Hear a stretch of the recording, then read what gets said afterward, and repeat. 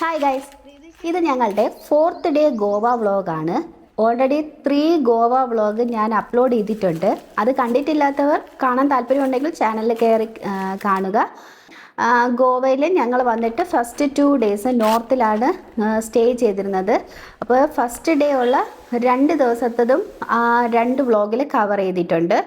Next 3rd day നമ്മൾ സൗത്തിലോട്ട് വന്നിട്ട് നമ്മൾ 3rd ഡേ ഒരു പ്ലേസിലൊക്കെ പോയി. നെക്സ്റ്റ് ഇന്ന് 4th ഡേ ആണ്. ഇന്ന് നമ്മൾ 1-2 സ്ഥലത്ത് പോയിട്ട് നേരെ എയർപോർട്ടിലോട്ട് പോവും. അപ്പോൾ ഇന്നത്തെ വീഡിയോയിൽ ഇതാണുള്ളത്. സോ പോകാം നമുക്ക് വീഡിയോയിലേക്ക്.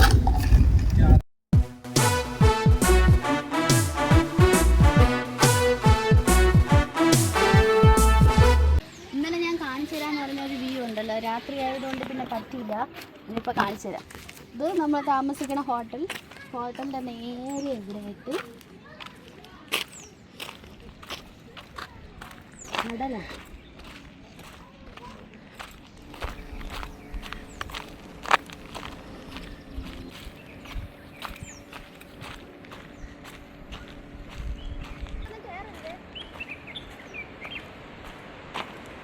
ഏത് ബീച്ചാണോ ഉള്ളത്? പക്ഷെ അവിടെ നിൽക്കാനുള്ള സ്ഥലമൊക്കെ ഉണ്ട്. കുത്തനെയല്ല, ഡേഞ്ചർ എന്തൊക്കെ എഴുതിയിട്ടുണ്ട് അവിടെ. നല്ല രീതിയിൽ നിൽക്കാൻ സ്ഥലമാണ്.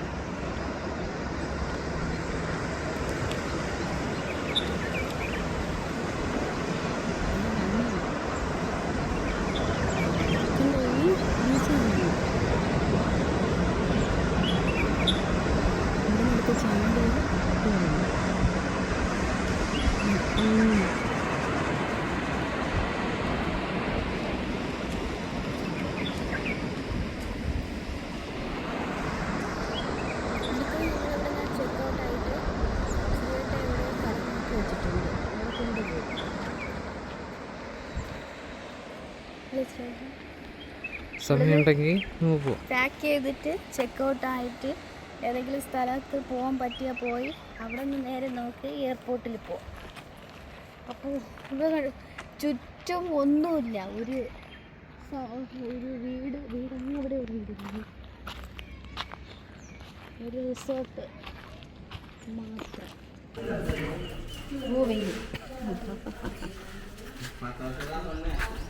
ഇത് കബോഡി രാമ ഫോർട്ട്, സൗത്ത് ഗോവയിൽ ഒരു പ്ലേസ്.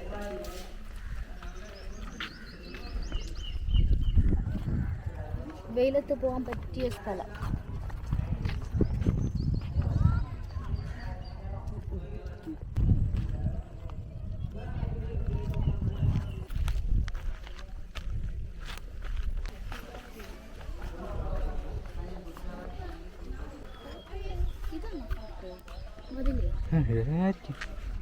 ഇങ്ങനെയൊക്കെയായിരുന്നു. ഞാൻ ചോദിച്ചു ഉള്ളിലോട്ട് പോകുമ്പോൾ എന്തെങ്കിലും കാണും. ഇവിടെ നോക്കാം.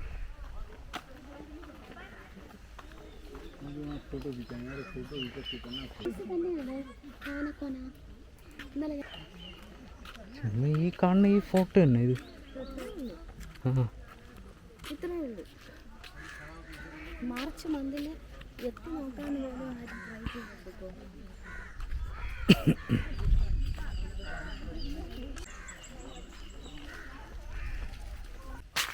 ഇതൊക്കെ ഉള്ളൂ. ചുമ്മാ കുറേ വേസ്റ്റ് സാധനങ്ങൾ കൊണ്ട് തട്ടി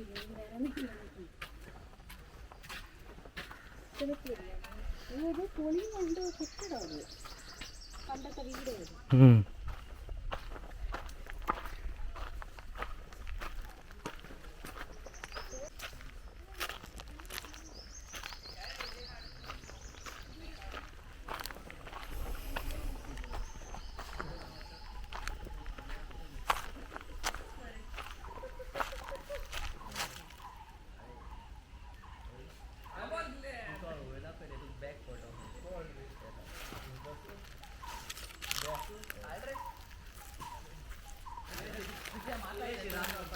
ഏതോ ഒരു പൊളിഞ്ഞ കെട്ടിടം. ഒരു ആളല്ലേ ഇത്?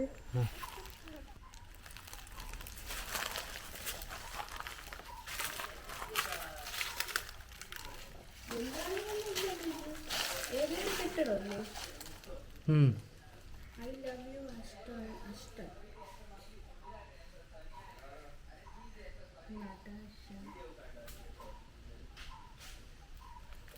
ഈ ബിൽഡിങ്ങിൽ കൂടെ താല് വളർന്ന് താഴെ ഇറങ്ങിയിട്ടുണ്ട്. പക്ഷേ അത് ഭയാനകമല്ലേ കാണാൻ. ഇവിടെ ജീവിച്ചിരുന്നവർ ആ സമയത്ത് ഇങ്ങനെയൊക്കെ ഉണ്ടായിരുന്ന ഇതൊരു ഹൊറർ റൂമായിട്ട് മാറുന്നു. കാറ് കാണുമ്പോൾ കത്തിക്കണം തോന്നുന്നു എനിക്ക്. അത്രക്കാണ് എടുക്കണം.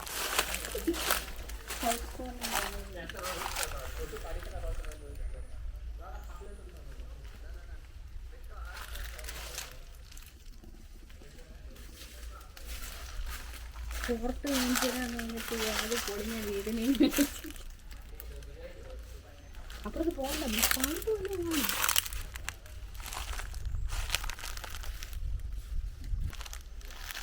ഇനി നമുക്ക് പുറത്ത് കാണിച്ചു തരാം. വരിക. ഈ ഫോർട്ടിൻ്റെ ഫ്രണ്ടിൽ വെച്ചിട്ട് ഞാൻ കബോഡി രാമ ഫോർട്ട് എന്ന് പറഞ്ഞിട്ടുണ്ട്. ജെമിനിയിൽ ഈ ഫോർട്ട് എന്താണെന്ന് സെർച്ച് ചെയ്തപ്പോൾ ജെമിനി പറയുന്നത് കംബോഡിയ ഫോർട്ട് എന്ന്. അപ്പോൾ എന്തായാലും ഈ പേരെങ്ങനെ വന്നു എന്നുള്ളത് ഞാൻ പറഞ്ഞു തരാം. ആക്ച്വലി ഗൂഗിളിന് കൺഫേം ചെയ്ത് പറയാനായിട്ട് പറ്റണില്ല. അങ്ങനെയാണ് എനിക്കിതാ പറഞ്ഞു തന്നിട്ടുള്ളത്. അത് ഞാൻ നിങ്ങളുമായിട്ട് ഷെയർ ചെയ്യാം. 16-ാം നൂറ്റാണ്ടിൽ പോർച്ചുഗീസുകാർ ഗോവ ഭരിച്ചിരുന്ന കാലത്താണ് ഈ കോട്ട നിർമ്മിക്കപ്പെടുന്നത്. പോർച്ചുഗീസ് ഭാഷയിലെ ഒരു പ്രാദേശിക വാക്കോ അല്ലെങ്കിൽ അക്കാലത്ത് ഇവിടെ തമ്പടിച്ചിരുന്ന കപ്പലുകളുമായി ബന്ധപ്പെട്ട എന്തെങ്കിലും പേരോ ആയിരിക്കാം പിന്നീട് ലോപിച്ചത് കബോഡിയ എന്നായത്. പിന്നെ കപ്പലണ്ടി കോട്ട എന്നും ഇതിനറിയപ്പെടുന്നുണ്ട്.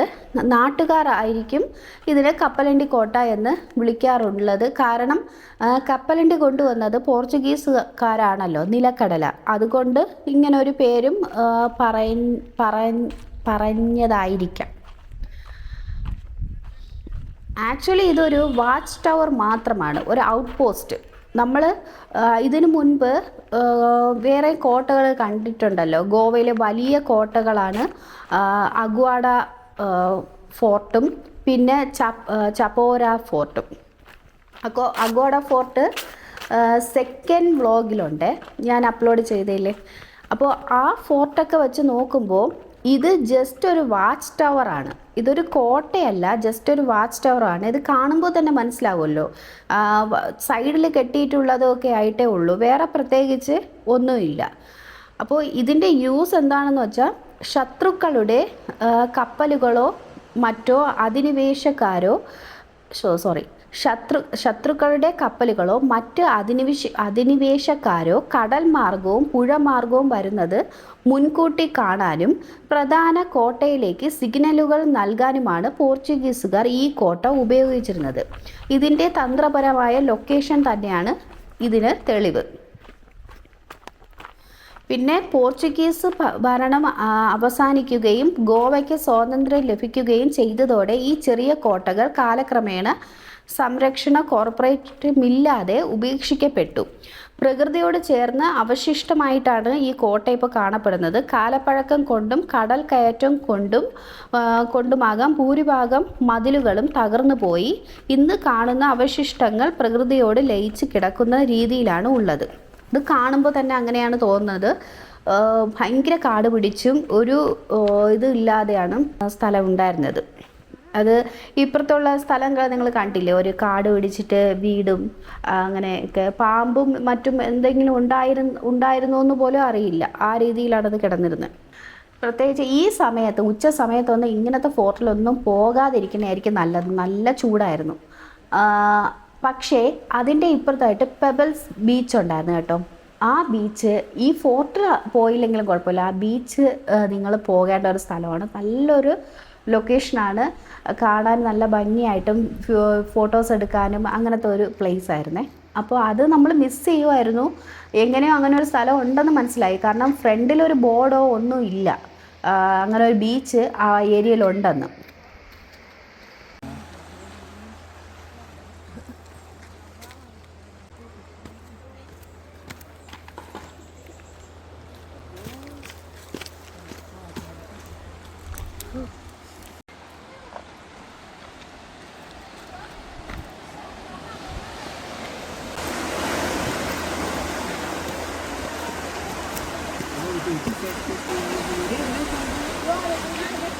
ഞങ്ങളിപ്പോൾ ഒരു മ്യൂസിയത്തിൽ വന്നു. സൗത്ത് ഗോവയിലാണ് ചിത്ര മ്യൂസിയം. ഇവിടെ 3 മ്യൂസിയമാണ് ഉള്ളത്. ഒരു മ്യൂസിയം വന്നിട്ട് ഇലക്ട്രിസിറ്റിക്കൊക്കെ മുൻപ് ആ സാധനങ്ങൾ യൂസ് ചെയ്തിരുന്നുണ്ടല്ലോ അതിൻ്റെ കളക്ഷൻസ്. സെക്കൻഡ് വൺ വന്നിട്ട് ചക്രാസ് ഈ രഥം അങ്ങനത്തത്. മൂന്നാമത്തേത് പോർച്ചുഗീസ് യൂസ് ചെയ്തിരുന്ന സാധനങ്ങളുടെ കളക്ഷൻസ് ആയിരുന്നു. അപ്പോൾ ഓരോന്നിനും 150 റുപ്പീസ് ഉണ്ട് ടിക്കറ്റ്. അതുകൊണ്ട് ഏതെങ്കിലും ഒന്നേ ഞങ്ങൾ സെലക്ട് ചെയ്തുള്ളൂ. അത് എടുത്തത് പോർച്ചുഗീസ് കളക്ഷൻ ആയിരുന്നു. അപ്പോൾ അകത്ത് വീഡിയോ ഇൻക്ലൂഡ് അല്ല, വീഡിയോ എടുത്തുകൂടെ, അലൗഡല്ല. അപ്പോൾ ഫോട്ടോസ് ഞാൻ എടുത്തതിൽ ചേർത്തിട്ടുണ്ട്. അത് എന്തൊക്കെയാണ് അവർ എക്സ്പ്ലെയിൻ ചെയ്യുന്നുണ്ട്. ഒരാൾ ഗൈഡ് വന്ന് ക്ലിയറായിട്ട് പറഞ്ഞു തരും. അപ്പോൾ അത് ഞാൻ കാണിച്ചു തരാം എന്തൊക്കെയാണെന്ന്. കൊള്ളാം, കളക്ഷൻസ് ഒക്കെ ഉണ്ട്. ഈ മ്യൂസിയത്തിൻ്റെ പേര് ഗോവ ചിത്ര മ്യൂസിയം എന്ന് പറഞ്ഞിട്ട് സെർച്ച് ചെയ്യുമ്പോൾ ഗോവ മ്യൂസിയം ആയിരിക്കും കിട്ടുന്നത്. അതുകൊണ്ട് ഈ പേരിൽ വേണം സെർച്ച് ചെയ്യാനായിട്ട്. അപ്പോൾ ഈ മ്യൂസിയത്തിൻ്റെ പ്രത്യേകത എന്താണെന്ന് വെച്ചാൽ നമ്മൾ പലപ്പോഴും പോയിട്ടുള്ളതും കണ്ടിട്ടുള്ളതും എല്ലാം ഗവൺമെൻറ് മ്യൂസിയംസ് അല്ലേ. പക്ഷേ ഇത് ഒരു വ്യക്തിയുടെ മ്യൂസിയമാണ്, ഒരു പ്രൈവറ്റ് മ്യൂസിയമാണ്.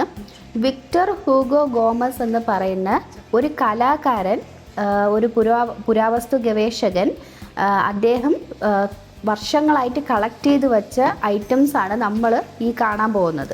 ഫോട്ടോയിൽ കാണുന്നത് എന്താണെന്ന് ഞാൻ പറഞ്ഞു തരാം. പക്ഷേ എല്ലാം ഓർമ്മയില്ല, കാരണം പോയിട്ട് വന്നിട്ട് കുറച്ച് നാളായി. അപ്പോൾ ഓർമ്മയുള്ളതുപോലെ പറഞ്ഞുതരാം. പിന്നെ കാണുമ്പോൾ നിങ്ങൾക്ക് മനസ്സിലാവും കുറച്ച് സാധനങ്ങളൊക്കെ എന്താണെന്ന്. അപ്പോൾ ഈ ടേബിളിൻ്റെ പുറത്ത് ഇരിക്കുന്നത്, ഈ അറ്റത്തായിട്ട് ഇരിക്കണില്ലേ, അത് എന്താണെന്ന് അറിയാൻ ചാൻസ് ഇല്ല. അത് ഒരു ഷാർപ്നറാണ്, പെൻസിൽ ഷാർപ്നറാണ്. പിന്നെ ഫോണിൻ്റെ ഇതുമാണ് ഇതിൽ കാണുന്നത്. ടൈപ്പ് റൈറ്റർ, അപ്പോഴുണ്ടായിരുന്ന ടൈപ്പ് റൈറ്റേഴ്സ്, പിന്നെ അവർ യൂസ് ചെയ്തിരുന്ന ബുക്സാണ്. ഇതിപ്പോൾ പോർച്ചുഗീസ് മാത്രമല്ല, അപ്പോഴുണ്ടായിരുന്ന റിച്ച് പീപ്പിൾസിൻ്റെ ആണ്, പണക്കാരുടെയും വസ്തുക്കളാണ് ഇവിടെ കാണുന്നത്.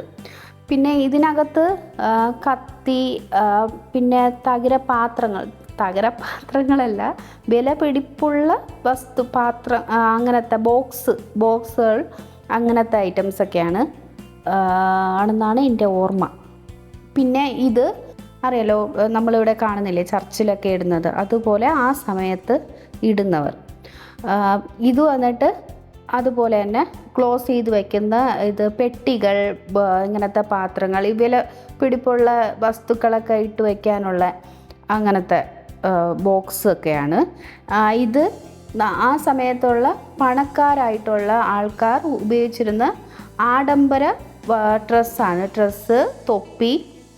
അത് നമ്മൾ കുറേ ചിത്രങ്ങളിലെല്ലാം കണ്ടിട്ടില്ലേ, സിനിമയിലൊക്കെ കണ്ടിട്ടില്ലേ, അതും തന്നെയാണ്.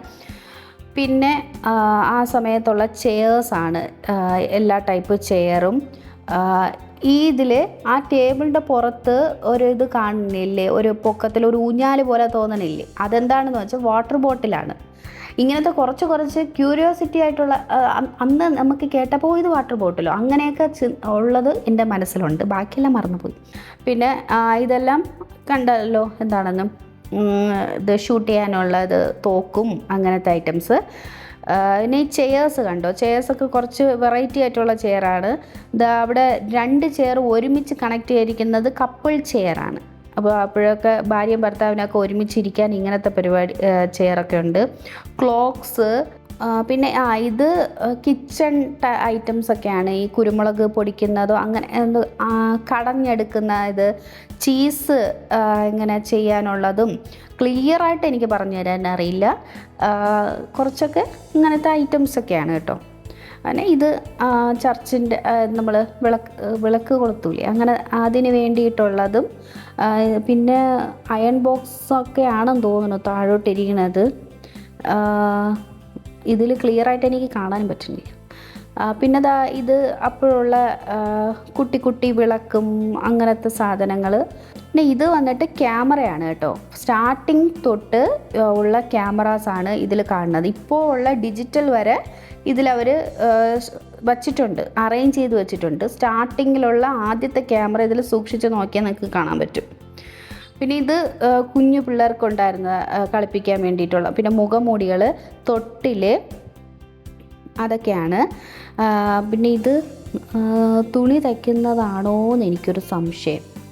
ഇതെല്ലാം ആ ഏരിയയിലാണ് ഇരുന്നത്, ഈ ഇതിൻ്റെ അടുത്ത്. ഓക്കെ, ഇതാണ് കത്തിയും അങ്ങനത്തെ ഐറ്റംസൊക്കെയാണ്. ഇത് ഞാൻ പറയാതെ തന്നെ നിങ്ങൾക്കറിയാമല്ലോ. ഇതെന്താണെന്ന് നിങ്ങൾക്ക് പറയാൻ പറ്റുമോ? മേക്കപ്പ് ഐറ്റമാണ്. അപ്പോഴുള്ള മിററും മേക്കപ്പ് ഐറ്റംസും. അന്നുള്ള പൊടി ഇപ്പോഴും ഉണ്ടെന്ന് തോന്നുന്നു അതിൽ. പിന്നെ അടുത്ത ഇത് മ്യൂസിക്കൽ ഇൻസ്ട്രുമെൻറ്റ്സ് ആണ്. അപ്പോൾ യൂസ് ചെയ്ത അത് കാണാനൊക്കെ നല്ല ഭംഗിയുണ്ട് അവിടെ ഇരുന്നത്. എല്ലാത്തരം ഐറ്റംസും ഉണ്ടായിരുന്നു. ഒരു ചെയർ ഉണ്ട്, ഒരു പ്രത്യേകത ഉള്ള ഒരു ചെയർ അവിടെ കിടക്കണുണ്ട്. പിന്നെ ഇത് ഒരു ഹോസ്പിറ്റൽ ഏരിയയിലോട്ട് വരെയാണ്. ഈ കണ്ണാടിക്കൂട്ടിനകത്ത് ഇരിക്കണ എന്താണെന്ന് വെച്ചാൽ TB ഒക്കെ പണ്ട് വന്ന സമയമുണ്ടല്ലോ, അതുപോലെ TB പോലത്തെ ഒരു മാരക അസുഖം ഈ സമയത്ത് വന്നിട്ടുണ്ടായിരുന്നു, പോർച്ചുഗീസിൻ്റെ സമയത്ത് വന്നിട്ടുണ്ടായിരുന്നു. അപ്പോൾ അതിൻ്റെ ഒരു ഡീറ്റെയിലാണ് ഇതിനകത്ത് കൊടുത്തിട്ടുള്ളത്. കുറച്ച് സൂം ചെയ്ത് നോക്കിയാൽ മനസ്സിലാവും. പിന്നെ ഇത് ഹോസ്പിറ്റലിൽ നിന്ന് കളക്ട് ചെയ്ത് വെച്ചിരിക്കുന്നതാണ്. പണ്ടത്തെ ഐറ്റംസ് എന്ന് പറഞ്ഞിട്ടാണോ അവിടെ നിന്ന് കളക്ട് ചെയ്ത് വെച്ചിരിക്കുന്ന എല്ലാ ഐറ്റംസാണ്, പണ്ട് ഉള്ളതുപോലത്തെ ആയിരിക്കും. അപ്പോൾ ഇത്രയും സാധനങ്ങളാണ് നമ്മളവിടെ കണ്ടത്. കുറച്ചുകൂടെ ഡീറ്റെയിൽ ആയിട്ട് അറിയണമെങ്കിൽ അവിടെ പോയി കണ്ടാലേ മനസ്സിലാവുള്ളൂ. കാരണം വീഡിയോ ആയിരുന്നെങ്കിൽ കുറച്ചുകൂടെ അവർ എക്സ്പ്ലെയിൻ ചെയ്യുന്നത് ക്യാച്ച് ചെയ്യാനായിട്ട് പറ്റും. ഇത് എനിക്ക് പറഞ്ഞു തരാനുള്ള പരിധിയൊക്കെ ഉണ്ടല്ലോ, ഒരു പ്രാവശ്യമല്ലേ പോയിട്ടുള്ളൂ, ജസ്റ്റ് അവരൊന്ന് പറഞ്ഞു തന്നിട്ട് പോവേ ഉള്ളൂ. നമ്മൾ എയർപോർട്ടിലെത്തി.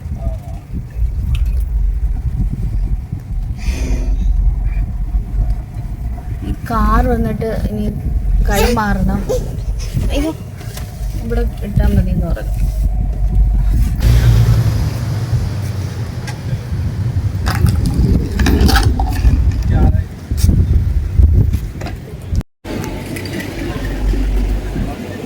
ഇതാണ് Goa airport, international and both domestic ഉണ്ട്.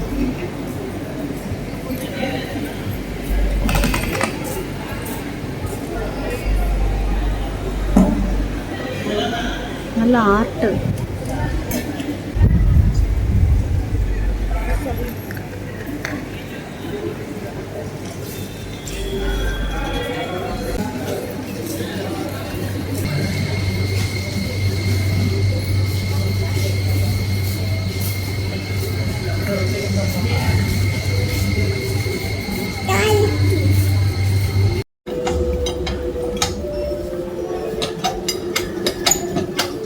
പൊട്ടും.